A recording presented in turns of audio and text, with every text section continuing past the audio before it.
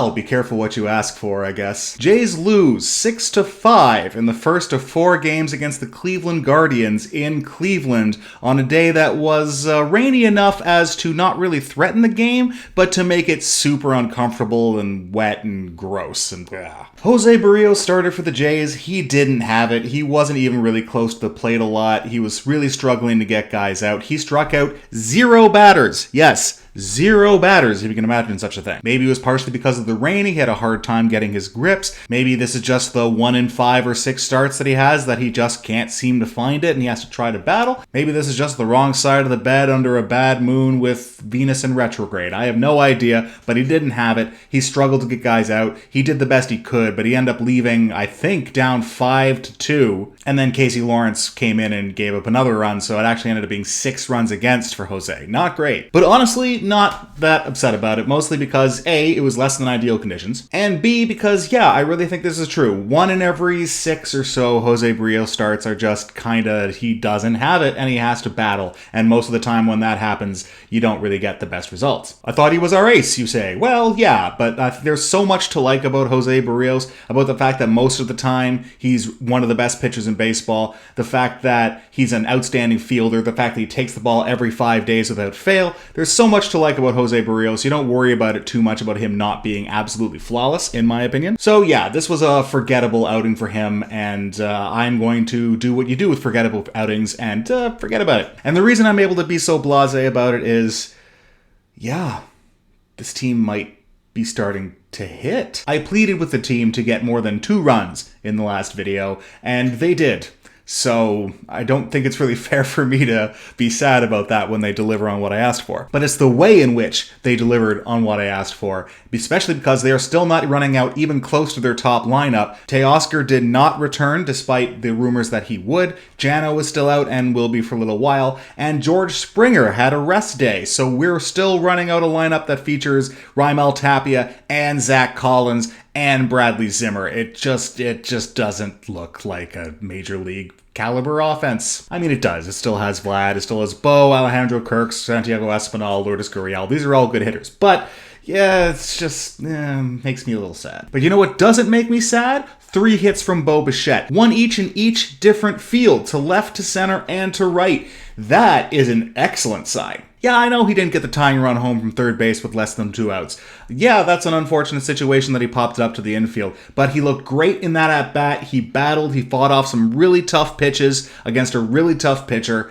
And he didn't get the job done, but all you can really ask for is he put in a good at-bat. And he gave you a good at-bat. A productive Bo Bichette at the top of the lineup between Springer and Vlad changes the equation for the Blue Jays in a big, big way. I don't think it's hyperbole to say that Bo's cold start has been the biggest factor in the Blue Jays being unable to score runs at the start of the season, because it's a big out machine right there between 2 of your best hitters. It really has been holding us back. If he's turning back into Bo Bichette, you know, all-star Bo Bichette, yeah, that changes things in a nice way. Alejandro Kirk hit a home run in this one. He's not going to do that very often, but he pulled it and everything. Is he allowed to do that? I mean, yes, do it more. I loved that. That was great. He also had a couple other balls hit right in the screws. I think he was more unlucky than anything else in this game, but he ran into a fastball and demolished it. That was wonderful to see. Espinal had another casual 2-hit game, including another extra base hit. This guy is our everyday second baseman, and I love that. The idea that in a couple days we could be replacing Bradley Zimmer with Teoscar Hernandez, now you're cooking with gas. So yeah, the Blue Jays lost, but I'm upbeat about this loss because I think that really and for true this time, we are right on the doorstep of much, much better offensive results, and that just takes the pressure off the pitching staff in a big way. They have had to be pretty much flawless for this team to win 16 of its first 27 games with the offense performing the way it has, and giving them just a little bit of cushion, I think will go a long way towards preserving them and being able to ride good performance for the whole rest of the year instead of having them burn out in like June or whatever. And I should point out that Bradley Zimmer had a bunt hit, and he stole a base, so he was a non-zero contributor in this game. That's great. I would still rather not have him every day in the lineup. Raimel Tapia is a really good reserve outfielder. That's what he should be. The fact that he and Bradley Zimmer are both getting everyday reps at this point of time is a big problem,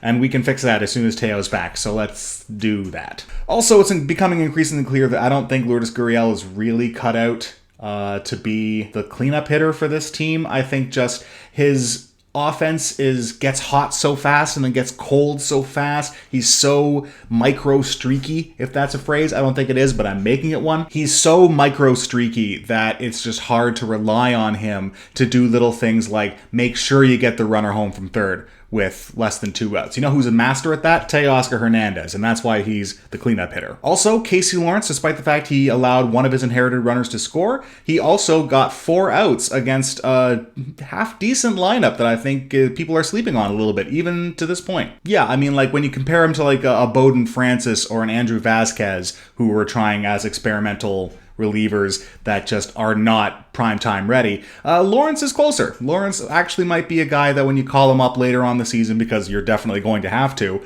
that he's a guy who actually might be serviceable. So that's a name to keep in mind, I guess. And despite my misgivings about Trevor Richards pitching more than 1 inning, he pitched 2 in this one and was fine. Better than fine. He was good. So I guess maybe Charlie knows something I don't. That's pretty plausible, actually. I'm not that smart. Anyway, it's Kevin Gausman going for the Blue Jays tomorrow at a completely different time. I think all 4 games in this series have a different start time. It's bizarre. They do things different in Cleveland, I guess. Whereas you can set your watch to a Blue Jays start. It's 7:07 on a weekday every night. Gotta love that. But they don't do that in Cleveland, so it's going to be whatever the hell time they've decided it's going to be tomorrow. But it's going to be Kevin Gausman against Shane Bieber. I'm looking forward to that one. That's going to be great. And we can see how locked in Bo Bichette truly is. Like, I don't think I've been this happy after a Blue Jays loss in a long time. It was just so nice to see Bo looking like Bo. I've missed him, man. I've really missed him. But yeah, tomorrow night, Gausman, Bieber, should be a barn burner. That's it for me for this one. Thanks very much for watching this video and channel, like and subscribe and all that good mess. I will see you tomorrow night for what should be an excellently pitched ball game. See you then.